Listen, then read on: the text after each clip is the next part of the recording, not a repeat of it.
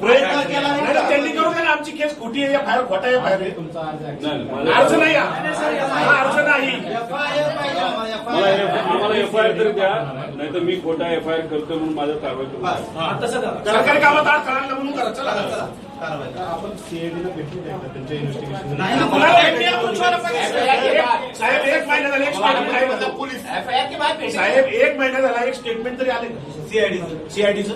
आम्हाला सांगा सीआयडी बरोबर तुम्हाला माहित नसेल कोणाला बोलवलं सीआयडी नाही. त्याचा रोहित सिंग अमेरिकेत जाऊन आला, तो दिल्लीत येऊन बसला, सीआयडी त्याला अजून नाही बोलवलं. व्हीके सिंग जो मालक आहे त्याला अजूनपर्यंत बोलवलं नाही. त्याच्याजवळ मेंटेनन्स करणारा महाराष्ट्रात बसणारा जो त्यांचा माणूस आहे त्यालाही अजून बोलवलं नाही. सीसीटीव्ही बद्दल फक्त इथले गोळा केले त्यांनी आम्हाला काल. त्यानंतर तिथं जो जे 2 येणार होते कॅप्टन पायलट ते अचानक कॅन्सल झाले. का झाले त्यांना अजूनपर्यंत बोलवलं नाही, त्यांना नोटीस नाही.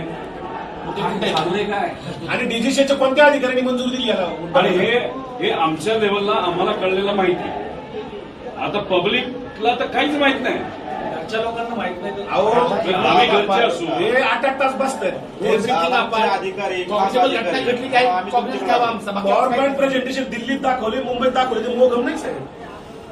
आणि ठीक आहे मी प्रेझेंटेशन केलं, चुका केल्या मला काउंटर पण केलं. बारामतीमध्ये पोलीस जर आम्हाला साहेब आमचा एफआयआर घ्या, सीआयडीला द्या ना. तुमच्यावर काय करस्पॉन्डिंग झाला का सीआयडीचा? मी देशाच्या साहेबांच्या ऑफिसला पाठवले, डीजीसीला पाठवले.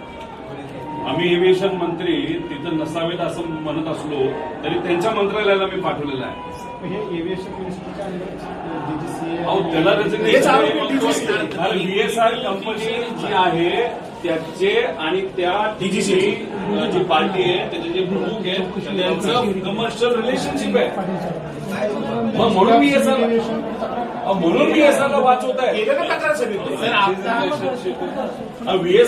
VSRला म्हणून वाचवत आहे. आणि मग आमचं म्हणलं तुम्ही त्याच्या VSRच्या विरोधात एफआयआर घेत नाही, मग तुम्ही सुद्धा वाचवत. आणि चालू तपास जे सांगताय तुम्ही साहेब त्याच्यामध्ये अँगल कोणता आहे? अपघात आणि टेक्निकल.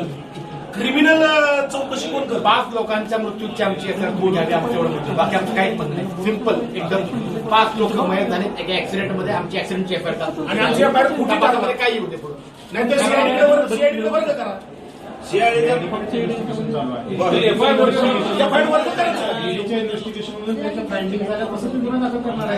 गुन्हा दाखल व्हायचा 1 महिना झाला साहेब, 1 महिना दाखल त्यांनी केलाच नाही तर आम्ही काय करतो? सीबीआय मध्ये आता आपण बोलतोय, आता आपण बोलत असताना 7,000 पेक्षा जास्त केसेस प्रलंबित आहेत. 2600 केसेस 10 वर्षाला प्रलंबित आहेत. दादाला न्याय दिला 10 वर्ष थांबू का? आणि